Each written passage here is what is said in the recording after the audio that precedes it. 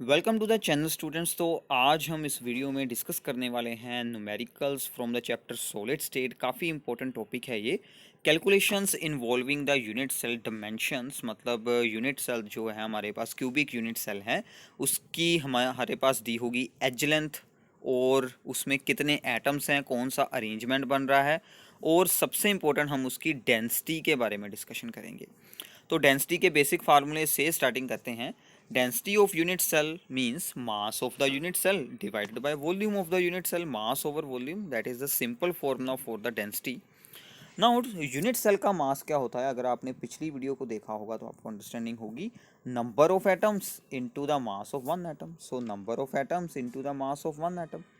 Volume of unit cell वो हमने अभी ऐसे ही रखी है। नाउ क्यूबिक यूनिट सेल है, क्यूब की वॉल्यूम ए क्यूब आ जाएगी, तो वो हमने यूज़ कर ली यहाँ से ए क्यूब। सो क्यूब की वॉल्यूम आ गई a cube. Number of atoms को हम डिनोट करते हैं विद द सिंबल जेड। और मास ऑफ वन एटम ये आपने बहुत बार सोल्व किया है, atomic mass divided by Avogadro's number, atomic mass divided by Avogadro's number, so M naught. तो इसकी वैल्यू एम नोट आ गई, वॉल्यूम आ गया ए क्यूब, और इसको हमने नोट किया विद जेड। सभी वैल्यूज़ इस फॉर्मूले में यूज़ करते हैं, और हमारे पास जो हमारा लास्ट पर फॉर्मूला क्या बन जाता है, density is equals to Z into mass of one atom over a cube. So ये बन गया जेड इंटू एम, एम क्या है atomic mass, over a cube, a है हमारे पास एज लेंथ क्यूब की, और N naught is the Avogadro's number. इसकी वैल्यू सभी को याद होगी, 6.022 इंटू 10⁻⁻23। ये इसकी वैल्यू होती है एवोगैड्रोस नंबर की।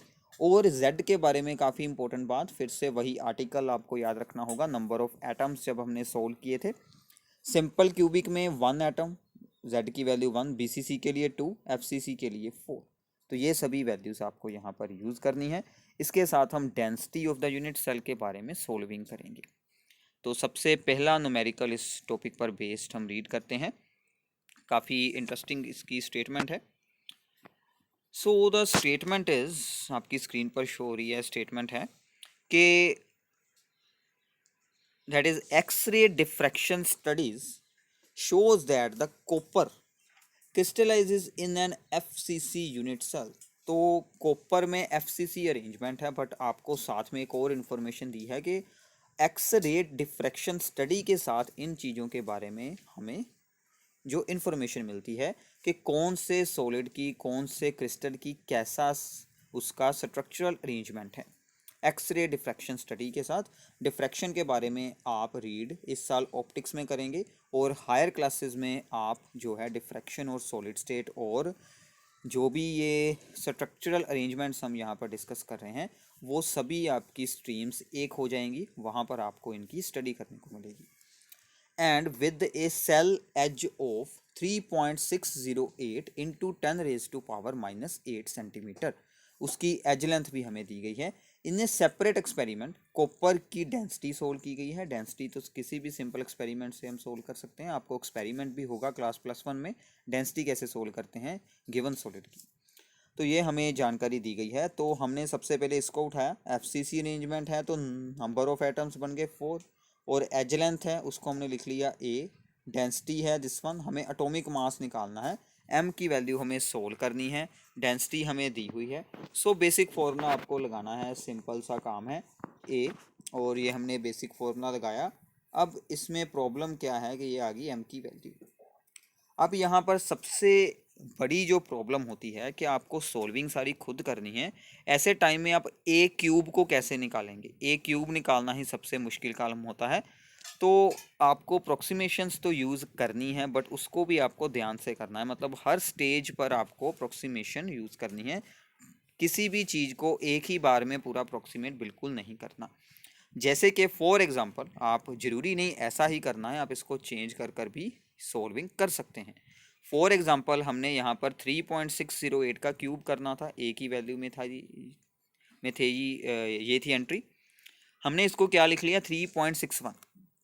तो हमने स्मॉल चेंज यहाँ पर किया, तो इतनी अप्रोक्सीमेशन राउंड ऑफ हमने इसको कर दिया। नाउ इसका हमने निकाला स्क्वायर, इसका स्क्वायर निकाला और ये वैल्यू बन गई।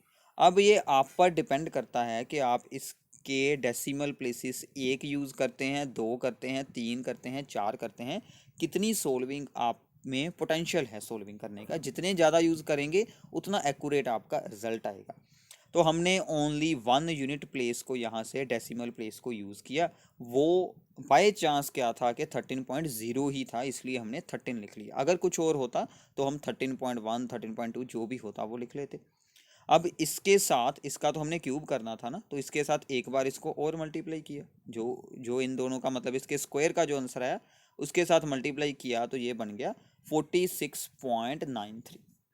तो यहाँ पर भी आप पर डिपेंड करता है। ज़्यादा अच्छे रिजल्ट्स के लिए हम इसको अबाउट 1 डेसिमल प्लेस तक रख सकते थे। तो हमने तो वही रखने की कोशिश की थी, बट क्या हुआ कि यहाँ पर फिर से क्या थी वैल्यू 93। वो बाय चांस हमने जब उसको राउंड ऑफ किया तो वो 47 ही बन गया। अगर वहाँ पर वैल्यू होती 6 7 तो हम उसको राउंड ऑफ कर 7 लिख लेते, 46.7 कर देते, ऐसा भी ठीक है। अब इसको मल्टीप्लाई होनी थी। अगर आप यहाँ तक आपका आ गया कि इसके क्यूब का जो आंसर था वो अप्रोक्सीमेटली 47 एक्यूरेट है हमारा, ओके है ये वैल्यू। तो ये वैल्यू आ गई है, इसका आंसर हमने निकाल दिया है। ए क्यूब में से अभी एन नोड का बाकी है, ये 9 नहीं है, ये एन नोड एन ए भी लिख सकते हैं आप इसको। अब 8.92 जो कि डेंसिटी की वैल्यू थी, तो हमने 47 को उसके साथ मल्टीप्लाई किया तो ये आंसर आ गया। तो यहाँ से भी अब आप पर डिपेंड करता है, क्योंकि एग्ज़ाम में इतना टाइम हमारे पास बिल्कुल नहीं होता कि हम पूरी एक्यूरेटली सोल्विंग करें। तो अगर आप इसका 1 डेसिमल प्लेस रखते हैं तो ज़्यादा अच्छा रिजल्ट आएगा, अगर आप इसको स्किप करते हैं तो भी सही है। हमने यहाँ पर स्किप कर सोल्व किया है तो ये आंसर आ गया। इसको बाद में 4 के साथ डिवाइड करनी थी तो ये हमारा डिवाइड कर आंसर आएगा। इसको अब हमने राउंड ऑफ कर लिया तो 63.1 आ गया। आपका 63 आना बहुत ज़रूरी है। 63.040201 कुछ भी आ जाए वहाँ तक आपकी कैलकुलेशन को सही माना जाएगा, और कैलकुलेशन वर्क आपको रिप्रेजेंट भी साथ में ही करना है। और एक बात और इसमें इम्पोर्टेंट है, याद रखनी है, अगर आपको पेपर में लॉग टेबल्स अलाउड होते हैं, क्योंकि वैसे तो लॉग टेबल्स अलाउड होंगे ही, क्योंकि हमारे अगले 3rd 4th चैप्टर में वो बहुत ज़्यादा यूज़ होते हैं, इसी में भी यूज़ हो जाएंगे। बट 1-2 साल ऐसा हुआ है कि सीबीएसई ने लॉग की वैल्यूज़ ऑलरेडी दी हुई थी पेपर में और लॉग टेबल को यूज़ करने के लिए रोक दिया था। तो अगर लॉग टेबल भी यूज़ होते हैं तो हमारे पास उनको यूज़ कर भी सोल्विंग का एक बहुत ही अच्छा वे होता है, वो हम आपको किसी अलग वीडियो में सिखाएंगे। आगे चलते हैं। Next numerical, this is very very important. An element has a body centered cubic structure with the cell edge of the 288 picometer. The density of the element is this one. तो अब हमारे पास picometre में दी है edge length और density दी है। How many atoms are present in 208 gram of the element. तो काफ़ी अच्छा न्यूमेरिकल है। उसने पूछा है कि 208 ग्राम जो भी वो जो एलिमेंट होगा उसमें कितने एटम्स होंगे, ये हमें सोल्व करना है। यूनिटरी मेथड पहले आपको समझना होगा कि कोई भी एलिमेंट हो उसमें क्या कंडीशन होती है कि जो उसका एटॉमिक मास होता है, मतलब जो उसके 1 मोल का मास होता है, m gram of that element contain n node element, Avogadro number. 1 ग्राम में कितने होंगे, n over m node, sorry n node over m। तो हमने सोल्व करने हैं 208 में, तो 208 में कितने होंगे, n node over m into 208। मतलब हमें बेसिकली इस वैल्यू को सोल्व करना है n नोड ओवर m को। तो अब हम इसको सोल्व करने के लिए अपना फॉर्मूला यूज़ करेंगे डेंसिटी वाला जो हम ऊपर डिस्कस कर रहे थे। Density is equal to z into M over a cube into N naught. वहाँ से हमने इस वैल्यू को इस साइड पर लिखा तो ये दोनों आ गए ऊपर, तो यहाँ पर ऊपर बचा ओनली z और d चली गई नीचे, तो ये हमारे पास फॉर्म बन गई। सिंपल सोल्विंग है, क्रॉस मल्टीप्लाई की। तो यहाँ पर अब हमें 288 का क्यूब करना पड़ेगा। मैंने आपको फिर से बता देता हूँ कि क्यूब करना ही सबसे इसमें मुश्किल काम है, तो क्यूब करें, बट क्यूब के बाकी की कैलकुलेशन को सिंप्लीफाई आपको ज़रूर कर लेना है। अगर हम उस बड़ी वैल्यू को ही यूज़ करते रहेंगे तो आपकी सोल्विंग इसमें बिल्कुल ही नहीं कंप्लीट होने वाली, आप वहीं पर रुक जाएंगे। तो 288 का हमने क्यूब किया तो ऐसी कुछ वैल्यू आई। तो इस वैल्यू को आपने इस फॉर्म में चेंज कर लेना है जो हमारी स्टैंडर्ड एक्सपोनेंशियल फॉर्म होती है। सिर्फ हमें यहाँ पर डेसिमल से आगे एक डिजिट ही छोड़ना है, बाकी की चीज़ को राउंड ऑफ कर दें सिंपली। तो ये हमने इसको यूज़ किया क्योंकि ये साथ में हमारे पास जीरोस थी, अगर ना भी हो तो खुद आपको यूज़ कर लेनी है, जीरोस को खुद लगा लेना है। तो इसमें से हमने 7 जीरोस को यूज़ किया और यहाँ से इसको राउंड ऑफ कर कर ये वैल्यू निकाली। अब इसकी जगह पर ये आंसर आ जाता है। तो पिकोमीटर था तो इसलिए आया था साथ में 10⁻10 सेंटीमीटर। सेंटीमीटर में हम इसको सोल्व कर रहे हैं, नॉट इन द मीटर, क्योंकि डेंसिटी सेंटीमीटर में दी गई है, ग्राम पर सेंटीमीटर क्यूब। यूनिट्स का ध्यान रखना है आपको मोस्टली। तो 72 हमने इसको कर लिया, इसकी जीरो हटाकर 10 ऊपर चला गया। तो ये वैल्यू हमने अभी कोई इसमें डिवाइड नहीं की है, एज इट इज़ हम यहाँ पर यूज़ करें क्योंकि हमारा मेन एम इसको सोल्व करना है। जो हमने ऊपर वैल्यू निकाली है n0/m × 208, इसको अब आपने सोल्व करना है। यहाँ से अब आपको डिवाइड करें, जैसे भी आपको इसको सोल्विंग करनी है, इसको 2 के साथ कर लें सोल्विंग 36, बाद में इन दोनों को सोल्व कर कर ये आपको पूरी सोल्विंग खुद करनी है। ऐसे आपको ये न्यूमेरिकल्स को सोल्व करना है।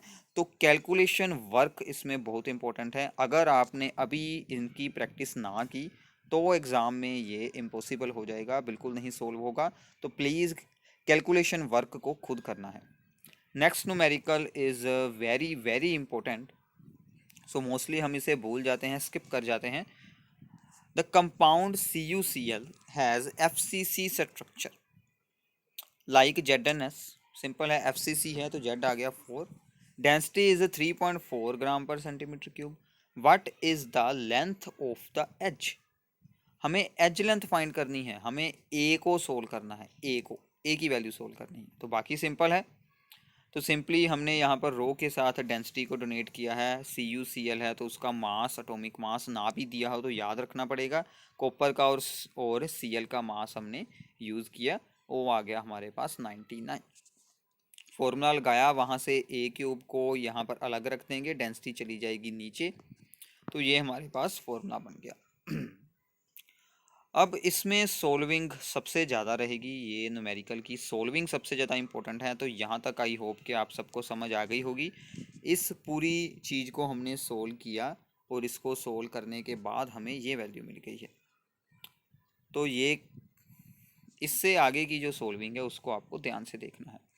तो सबसे पहला काम आपने क्या करना है कि 10⁻⁴ की जीरोस जो भी पावर है उसको कुछ ऐसा बना लें जो 3 के साथ डिवाइड हो जाए, मतलब जिसका क्यूब रूट ईजिली हो जाए। तो हमने इसको बना लिया है 24। अगर ना हो तो आपको यहाँ पर एडजस्टमेंट करनी है और इसको आपने बना लेना है।